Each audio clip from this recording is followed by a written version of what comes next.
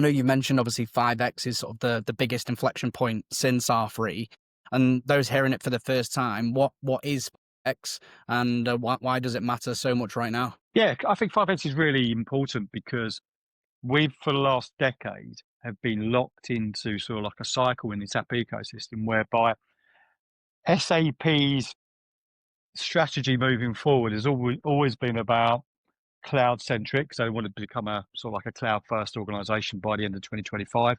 And they've pretty much done that. But most of the thematic around SAP and about revenue growth and about how the ecosystem was going to play out was all around ECC to S4 migrations, essentially. The whole world has been about ECC to S4 migration and nothing else. And the reality has been, over that period, S4 as a product has changed totally.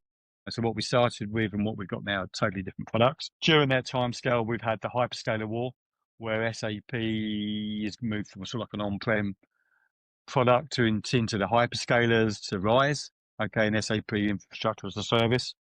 But 10 years on almost, and 50 to 60% of ECC customers will be on S4 by the end of 2027 per se, but most of those will still be holding ECC as well. So it's a two-tier federated architecture. So ECC hasn't gone anywhere. A lot of ECC customers aren't going anywhere. SAP are now expanding that sort of like offering. So you've got ECC on PCE, BW on PCE. So you stick your ECC onto RISE. And the take up for S4 has been steady. It hasn't been overwhelmingly sort of like, there's never been a stampede for S4. Writing the benefit case for S4 has always been difficult. Stu Brown from Resulting IT, I think, did the best piece around writing an S4 business case, which was more about how do you visualize the move to S4 opposed to the actual detail within it.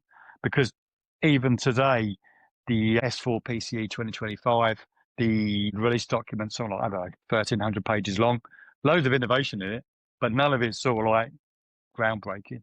So if you're an ECC and you're looking at it, you're still thinking, that's really nice to have, but if my operating model is working well, I don't have process pain, my productivity is really good, and I want to focus elsewhere, why do I need to move to S4? And if you're telling me the only way I can consume AI from SAP is going to be through S4 in the cloud, and I've got AWS, Azure, Google Cloud knocking at my door and saying, guess what? We've got no end of agentic AI products for you. You know what I mean? And you've got Snowflake saying, you don't need to go through DPC, you can go direct. You've got Databricks saying exactly the same. And you get to that point where SAP's run the course on the old strategy. Customers, because of AI, becoming even more reticent to move to S4 at the moment, just because they want us to wait and see what's going on. And SAP saw that. And SAP are really, very, very, really savvy. You've got to give it to Christian Klein. Christian Klein's absolutely brilliant. Okay, what a fantastic leader. So you have to listen to what Christian says and then work out what does he really mean. So November investor briefing last year with Q3 last year's results was all about joining the dots. And that's when he started to talk about the re-emergence of the business suite. So we pan forward to January, we get the launch of Business Suite First, AI First, and suddenly it's about SAP saying, we're moving on now. We really don't really care so much if the legacy install base move to S4 on cloud. We're not really bothered about the BW install base really moving on to latest versions of BW on HANA. We don't really care anymore because we've got to move forward, and we've invested all this money now in AI and in the other suite products, and now we're investing our money into Sovereign Fortress stack.